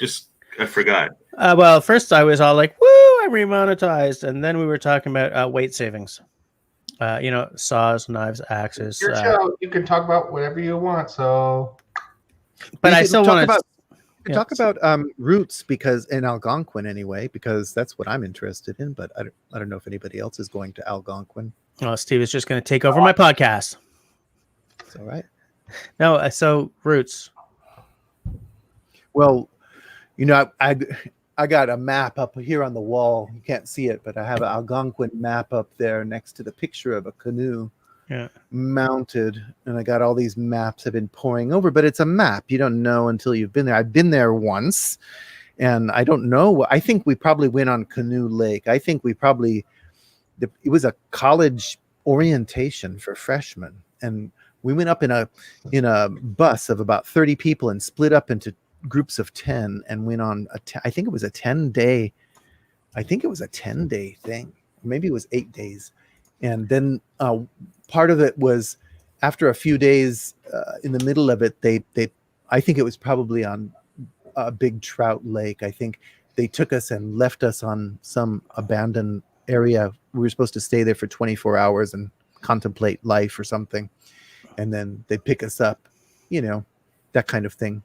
But it was great, though. I remember paddling against the wind. I think that must have been Big Trout Lake, and somebody yelling at me to paddle harder. But living in Hawaii, don't you do any ocean kayaking? Yeah, I have a kayak till I injured my wrist trying to put it back in the garage. But Steve, I do want to say that I just put a link in the side chat to myccr.com. That's mycanadiancanoeroutes.com. And they're very good it's essentially an online forum. Right. So, you know, you sign up, you ask questions, blah, blah, blah, blah, blah. And the next thing you know everything. And they've been very good with me because I've been researching something I want to do when I turn 50. More on that later, like another night. What is that, like next year? Turning 50? Yeah. It's actually a year and a half. Fuck you very much. Oh, jeez, there goes the monetization. Geez, you know, I've had a couple of glasses of whiskey and a glass of beer. Name this live stream the how I lost my demonetization in one live stream. Yeah.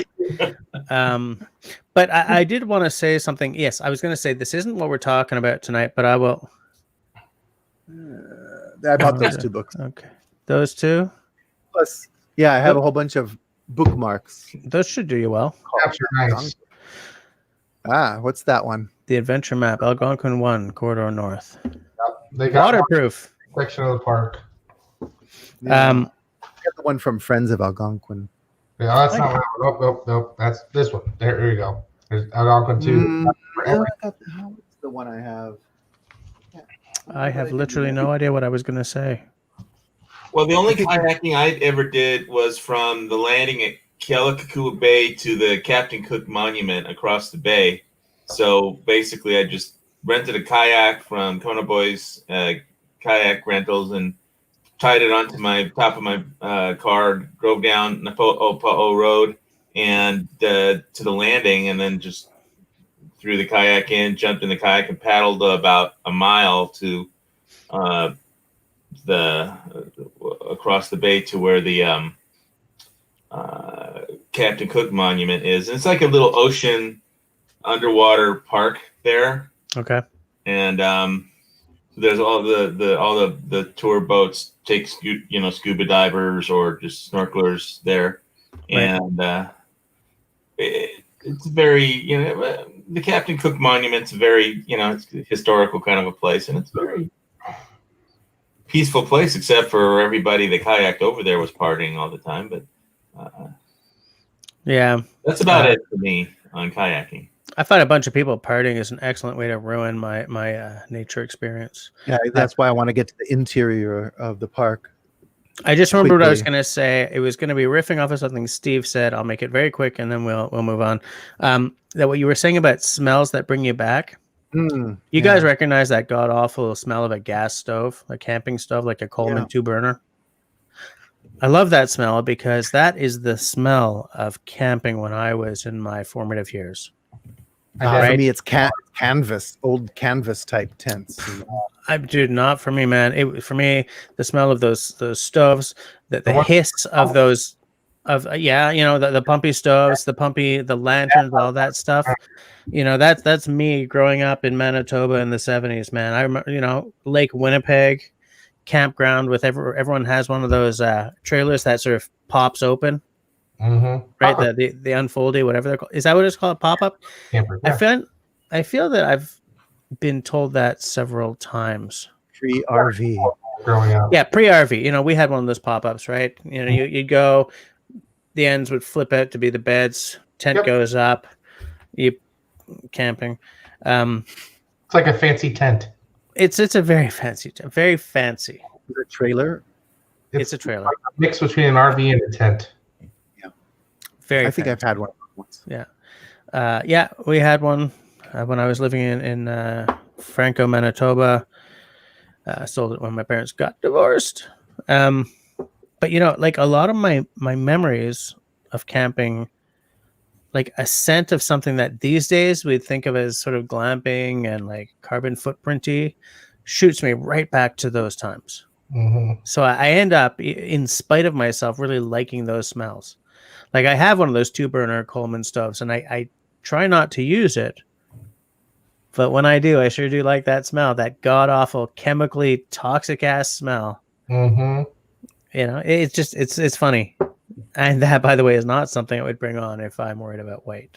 Can I ask you guys about your YouTube channel and the process of starting it and keeping it running and how much work it's been? Well, here's what you do. You stuff a grenade in your mouth and you pull the pin. Because that's what the experience for me has been like. Yeah. But that being said, I mean, I've been doing this since 2013 and I'm only now growing, and it's because I didn't deserve it before. I really didn't. I didn't take the channel. I didn't try to maintain a schedule. I did nothing right. So, I mean, don't listen to me. I'm salty, and I'm at least 50% of the problem here. Well, I never really cared whether my channel got big or not. I mean, it got over 1,000 subscribers, but it's like, for me, it was just like a creative outlet, where I could create things and have fun doing it. And because that was like a rush, creating things, creating fun videos. And then I did a few live streams when I was on blank channels, and I did one every Monday, and I met a lot of interesting people. And there's a Second Amendment community and out there, and then I got to because my plan was like, I always liked the bank sticks and stuff, but my plan was to bug out to Volcano, it's like, because tactically, if I put on my Tiger Stripe gear and I just go 10 feet into the bushes here, I'm invisible. And that's a pretty nice trick to be able to do. But it's like, now I'm in the jungle and it's freezing. And how do I actually make it out here, for more than a day? So then I started doing bushcraft chats so I could learn stuff. And because I really wasn't a bushcrafter at all. Well, and so I just started learning, and that was my next thing I was into. And I was always into knives and stuff like that. But well, first of all, getting out of control. I'll tell you something. First of all, you got to learn from me, because all I had to do to become invisible was go to high school. But anyways, well, you're only invisible to women. I see we went to the exact same place there. I love it. Ethan's like, what's going on? He was like, what's going on? Hawaii's like, I know where you're going. I'll give you my take on YouTube. So in my experience, from the knowledge I've kind of collected from YouTube, success in YouTube is about 85% personality and about 15% content. Really, your personality is what carries you through and makes success in your channel. It is. Personality will take you a long way. My content mostly sucks. It does. I don't know what I'm doing a lot of the time, but my personality is fun and people like to watch me. So that carries my channel, and it opens up other YouTubers to my personality. People want to hang out with me. So that brings in collaborations, it brings in subscribers. And that brings how much time do you spend every week on your channel working on it? YouTube video, like maybe every. You better get a minimum wage job. You'll make more money. It's my advice. Yeah. I've made maybe $200 off YouTube. But I'm not doing this for the money. No, you right? I'm not make money. Because the money's not there. It's yeah. The Google accountants have pretty much killed it. For everybody except Beauty Bird or whatever his name is. Yeah, there's not a lot of money in YouTube anymore, and this genre is a dying genre, and it's hard to make money in this genre. One of my best friends in the business is Joe Robinette, and we've talked a lot about it, and he struggles pretty hard a lot of times because the views just aren't there. They really aren't, and you got to be super clickbaity and make really dumb thumbnails and titles, grab the attention of people. And it's just, YouTube is a very unfair platform. It really is. It's funny because I was talking about this on Mallory's live stream the other day, and I will just look up what my 5 best performing videos are. Okay, because this is telling. Go to not 28 days. Go to life. Sorry, what? Either collaborations with Joe or videos that went really poorly. Okay. Well, I can well imagine. I don't have the benefit of a collab with Joe, but here's my number 1 video was the end of Wetterlings. Oh, and I won a new axe from the 5th of April, 2017. That's just over 18,000 views. So I'm not a big channel here. My second one was my first review of my Grants for his large carving axe. the one from back in 2014, which is just over almost 16,000 views. My third one, yes, boiled linseed oil can combust as it dries. It's like 1 minute and 4 seconds long, and it's almost 14,000 views. And then my fourth one, and this is an interesting one because it's only like a 56% thumbs up over thumbs down on this one. My DIY ferro rod handle, how to use an old razor as a ferro rod handle, which is where I stuck a ferro rod into a wooden razor handle. Yay, ferro rod. And then my fifth one is shop talk, how to change the blade on a chop saw. And that's like just about 7,000 views. So, I mean, we're not talking about a lot of views compared to like a Joe Robinette. But, you know, I do find that, and this is weird because this is not what I wanted to talk about tonight, but there's full send. People watch in cycles. Right now I'm watching a lot of whiskey content because I love whiskey, but also because I'm thinking of starting a whiskey channel, right? Then you know there's competition for that, right? Oh, there's massive competition. Like, you know, I'm not going to be the whiskey tribe. I like whiskey and I like talking about it, and my wife is bored. But like, you know, I will go through cycles where I don't watch a lot of Joe because I just don't have the time for the length of his videos. But then what I'll do is I'll be folding laundry and have like an hour and a half to myself. And yeah, damn straight I'm going to crank a Joe video because I like him personally, right? Because he was on one of my live streams once. I spoke to him in the green room afterwards and beforehand. He's a guy who I actively want to support with my eyes when I have the time. And I like the content. He's not doing the same stuff as he used to do. Okay, but nobody does. Look at Wrangler Star. Right, I first started watching him because it was all like old tools, bringing axes back into, you know, back to life, you know, taking care of a homestead, blah blah blah. Then it was like dirt bikes and stuff, but like I still check him out every now and again because I owe him a certain amount of my, you know, small success because I made a video to him and put it up, and he gave me a shout out, and I went from 500 subs to 1,200 subs in a day. So I have a very warm spot for him. We're not religiously the same, we're not politically the same, but even then I go in cycles, and I feel that most people do. I feel that most people get onto like a I know I do. A Robinette cook, and then a kick, and then maybe an Ethan kick, and then maybe a Hawaii Volcano Squad kick, and you know, like it moves over the course of a month. To be honest, as far as like bushcraft and outdoors videos go, I haven't watched many of them in about a year. I don't. Like, I'll watch Dennis's if he puts a new one up. I'll watch like maybe 1 in every 10 of Joe's, and maybe occasionally I'll watch like one of yours and stuff, but for the most part, I'm watching like farming channels. Like I watch stuff like that. I don't know. I just don't. I watch like some homesteading stuff. I have a hard time watching homesteading stuff because it hurts to watch these people doing this fabulous stuff while I'm sitting in a very urban environment. I watch Mallory's because I think she's got a good channel. There's a couple of others I watch. I watch a lot of DIY stuff and DIY carpentry stuff. Yeah, there's a guy Steve Ramsey. I love that guy. I don't want like I don't know how he has the energy. He was like day 72 of the lockdown. I'm going to build a whole couch today. It's like okay. Oh, another thing I want to bring up 6 months to build that. About this genre.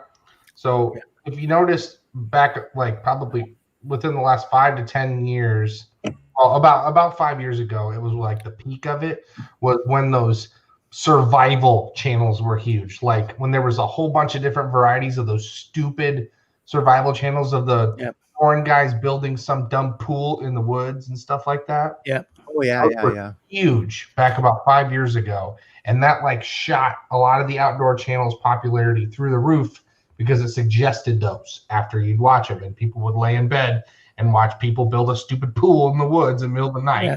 Well, here it is, guys. It's like when I was on that other platform about bang sticks, the guy who ran it had no idea how to deal with people. He had no idea he was dealing with people at all. He only evaluated their channels based on their Google Analytics. And it's like so you're not a person, you're just a Google Analytic. And he would look at you by your Google Analytics. And that's how important you were. So it's like you were saying, if such and such a person gives you a shout out, then you can get 500 subs in like a day or something. But you know, what I liked about doing the live streams was that I got to actually have relations with real people that actually had something in common with me, because I live like on an island 3,000 miles from the nearest continental landmass, and everybody here is like so left wing. They're pretty much part of the Chinese Communist Party. You know, no offense to everybody else in Hawaii, but that's just the way. I don't do politics on my channel. Remember? I know, but we're not talking now about I'm drinking more whiskey because of you. We're just talking about how basically people who have something in common can talk about that stuff on the internet. And I mean, if I talk about this stuff at the local pub, there'll be a fight. But I can actually, you know, have friends that I can talk, and it's this community of like preppers or survivalists or bushcrafters or so note to self or whatever. But people that have so you're dealing with people, but when it comes to Google Analytics and the way Google does things, it's like they killed the live streams because bandwidth costs money. Mm-hmm. And bandwidth live stream is not a good way to make money. First of all, that's what I want to say. Second, note to self: move to Hawaii, found a socialist utopian commune, invite Hawaii Volcano Squad. Okay, that's for next year. You invite me over, I'll burn it down. Oh, check this out! Austin just gave me my first super sticker of my new monetized. What is a super sticker? Reality. Oh, it's I don't know. It's a it's a sticker. But it's funny because Up North of 60 mentions this sort of the same thing about this, how there's kind of a bit of churn on YouTube. We are so far off target for tonight, but this is interesting. There is churn, right? It's exactly what Ethan was saying. Like something happens on like the Nat Geo channel and suddenly prepping and bushcraft channels are big again, and then something happens over there, and then suddenly it's all, I don't know, bringing tools back to life, which by the way I will watch and watch and watch. Or like, I don't know, this old house has it's a DVD collection come out or whatever, and then suddenly we're all watching Mr. Chickadee, and it's interesting how nothing is ever static. Nothing is ever static. Mm-hmm. And I'll just bring it back to bushcraft for a second, and survival, same deal. Nothing is ever static in that we're always looking for the next channel to watch. We're always looking for the next hot tool. We're always looking for the next really cool garment. We're looking for the best paddle. We're looking for the best canoe. We're looking for the best. And there's someone out there willing to give us what they think it is, right? There's money moving on this. There's not money coming to the creators unless they're like millions of subs and blah, blah, blah. But there's money moving around behind the scenes on everything related to all these. Everyone's a geek about something, whether they've studied music or, huh? They really fall into like these traps of where Google directs them to. And you could be interested in one thing and just get, all they show you in your suggested videos after you click on one, there'll be all the suggestion stuff, and they'll fall into traps. And people make stuff, not to mention any names, CP, but it's like I've seen so much fear porn about everything that's going on. It's like, I pretty much turn off the TV, turn off YouTube, and just do my own thing. You can't turn off YouTube. I need your eyes. I'm monetized, man. I need you to be watching my stuff. I do want to say, Brandon says, I don't think I can ever get tired of watching canoe trip videos. I can't either. I will watch almost everything that that Chris Press puts out. I think she's a great YouTuber. I think she's a very valuable member of the paddling community, of the YouTube community, of the outdoors community. I think she's here's the thing. Here's the danger. And like you guys probably know this. I think she's a fabulous person, but I only know the person I see on the screen, right? I think that her and her wife are a great couple. I love watching their interaction on screen. I know that to a certain extent we all put a bit of a mask on, but man, Chris put something out and I'm just like, there I am. But now part of it is because I went to film school, right? And she brings a real filmmaker's eye to what she's doing. And like I'm a sucker for really hot shooting and editing. I really am. And Foxit, come on, man, really? For a better IKEA light? Are you talking about that one? He's talking about that one. You're talking about that one, aren't you? He's talking about, because this one changes on me every now and again. Blink. They sell it at film school. They Background lighting in film school. Not that one. And here Alain is saying he's doing the dishes. I often do that while watching this live stream. I watch a lot of the YouTubers that I watch while doing the dishes, or laundry, like folding laundry. But it's funny because I keep, from what we were talking about Joe and all these guys on cycle, one guy rides through the whole thing. No matter what my cycle is, I will watch. The flowers in this glass. I will watch Ray Mears all the time. I will watch Dick Prenicky. Why did you need to look into your glass there? What was in there that you needed to see? I just don't know, but I just can't talk anymore. I don't get it, guys. It's like the more of them I drink, the worse I sound. I'll just sit there and watch canoe videos all day. He is talking about that blue light. Damn it, man. I think the blue light is nice. I like the blue light. Yeah, but you know what's funny about the blue light, and nobody noticed except him and me, is that sometimes it'll just like shift the blue, and so I'll be talking and click. Oh God, not again! What do you call this show? The Blue Light Special? Because that sounds like a strip club. Yeah, but they don't have that's not. But that's not like. I live in a promise that the Google algorithm. We used to have on one of the channels, like a big Quebec channel, a late show every night or every week called Bleu Nuit, which was porn. Like after 11 o'clock, they would show like 3 porn movies in a row and then shut the channel off at like 1 or 2 or whatever, whenever channels used to shut down. Remember when TV wasn't 24 hours? He said, knowing full well that the subject for tonight was well and truly thrown in the garbage. Speaking of canoes, did you Thank you. take a canoe? Did you ever take a canoe and fill it with root beer and ice cream? That sounds so bomb. No, but I would love to. Whatever floats your boat. Ah. I'm too drunk to do that.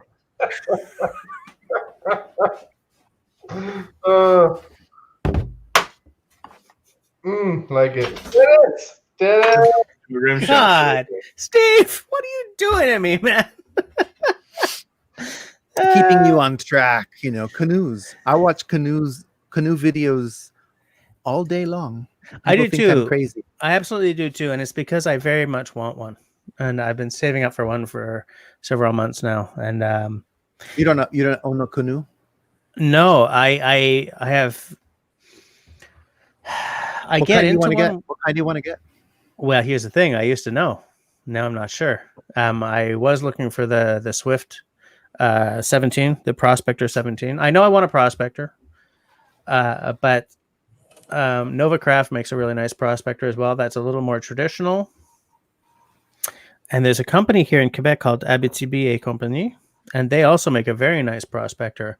And they have some really cool paint jobs. And through looking at, because here I'm bringing us right back to what I wanted to talk about, and you wanted to talk about tonight, Steve, is the weight factor.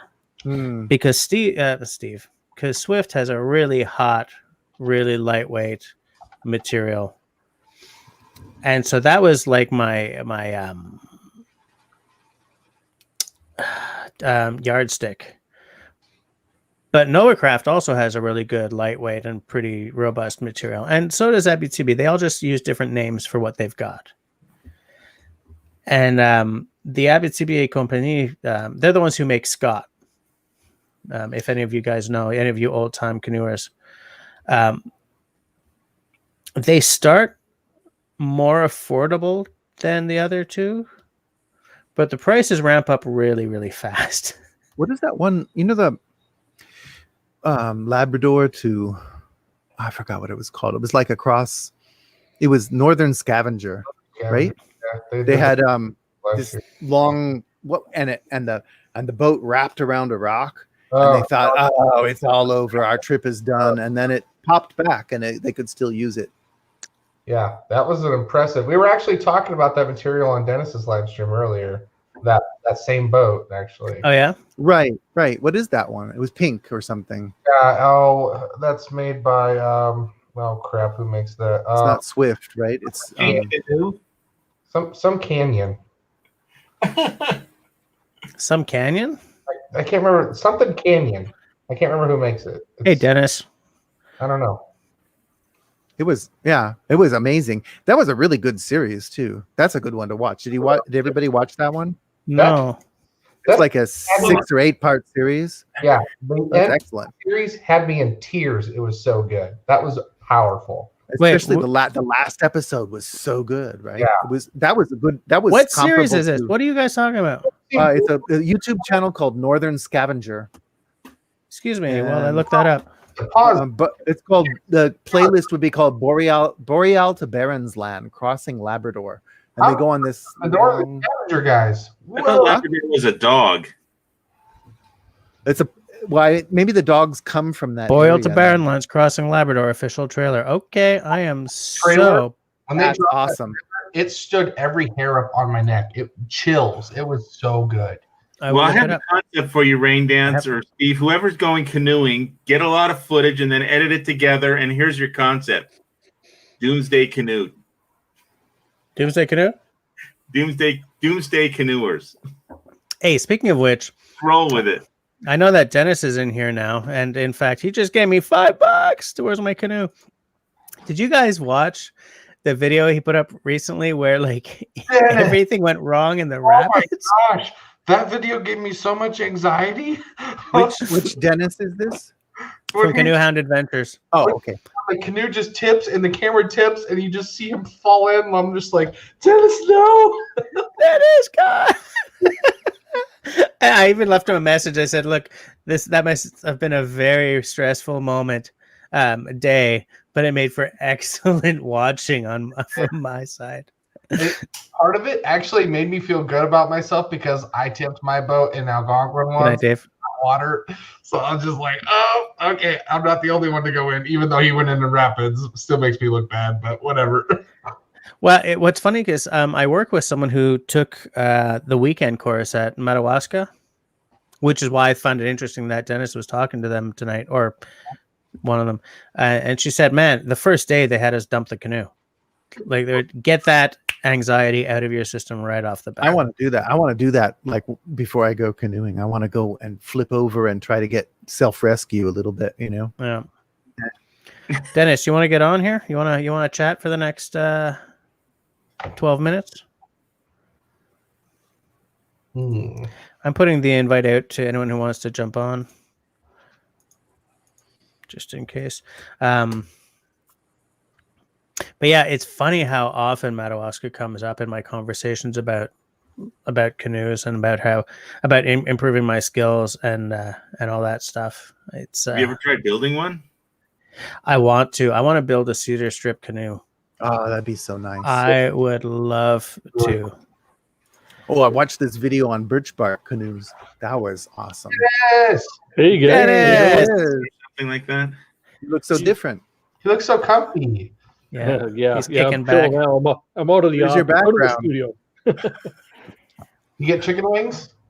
No, man. We haven't been doing that for a while because the wife's not bowling now because of COVID and stuff. Right? Oh, bummer. Nah. I'll be right back, Well, guys. I'll Just some tell you talk now. amongst Thanks for yourselves. planting the seed, though. Now I want chicken wings. I'm drunk. I wanted chicken wings for like an hour. Yeah, geez. Dennis, doing, that was Steve? an awesome episode right before this. It was great. Thanks. That was cool. That was really cool. I know nothing about whitewater, so that was really cool. Well, you know what? There you go. Let's plan a weekend or a week, one of those 5-dayers. That'd be cool. That would be Yeah. cool. Yeah. Yeah. I'm retired now, so I can go when they let me into Canada. Yeah. Yeah. Honestly, I'm notoriously not very optimistic. I am a realist, and I really don't think they're going to open the border up again next year. Hmm. Yeah, it's going to be here. You know what? You just got to tell them you're driving to Alaska. There's always Boundary Waters canoe area. Turn right, take a long drive to Ontario. Yeah, shit. Tell me you're on a beer run or something like that. Yeah. The bats. I think there'll be a vaccine, and then they'll open up the border. Sorry about that, guys. I'm waiting for next September, so I'm confident it'll open by then. I hope you're right. Sorry about that, guys. I thought my toddler was in having a panic, but this is a semi-detached, and there's this really weird way that sound transfers. So it's actually the kid next door on the third floor. What is a semi-detached toddler? No, I mean why you got to be like that, man? The house is semi-detached. So we're attached to the next place, and I don't know. I think it's because it was all like duct heating originally or something, but there's a lot of weird stuff we hear. Amber Alert. Well, hey, Jess, I got to congratulate you. Congrats on finally getting monetized there. Remonetized, yeah. Thank you, mister. Yep, just keep it up there now. That's awesome. I feel with you, me, and Mallory all monetized, the world is finally right again. Yeah, Finally, it's nice to be seen on Mallory's live stream. Get the first payment. Yeah. Oh well, Hawaii, man. When I was monetized before they demonetized me, they don't. At that point, they didn't pay you until you got your first $100, right? US or something. And there's no money to be had in terms of like the AdSense or anything. It's what is it? 1 million views for $1,000 US? Is that still what it is? I'm not sure. It depends. I don't know. I don't know. They used to pay me, but now people watch my videos, and I think Google still sells ads. They just don't pay me. Is all. It's only $100 at a time. You have to go manually into Google AdSense and transfer it every 100. Oh, is that what you have to do? You have to go into your AdSense account, and then once it passes over $100, then you can finally transfer it into. Because I'll tell you something for free. When they demonetized me, I lost $96. Oh, really? Because it's gone. Dang. Really? I'm like, guys, Usually it would sit there because usually it'll sit there, and then when you continue back on again, it'll continue adding on to it, right? I don't see it anywhere. I always got auto paid when it got over like 100 or 105. They'd always just deposit it into my bank account. Well, that's the way they used to do it, but maybe it's not the same anymore. That's what they do for me. We're Hey, should I talking do a about giveaway? like YouTube monetization, right, on AdSense. Well, maybe I don't know. I'm kind of Because I get my every 2 months I get $198 or something stupid like that. Damn it, you was I'm rolling in the I'm dough. getting rich, man. I'm killing it here on YouTube. If every 2 months I would get $200, I would be able to have my new camera in like Sorry, Molly. forever. But yeah. I think, to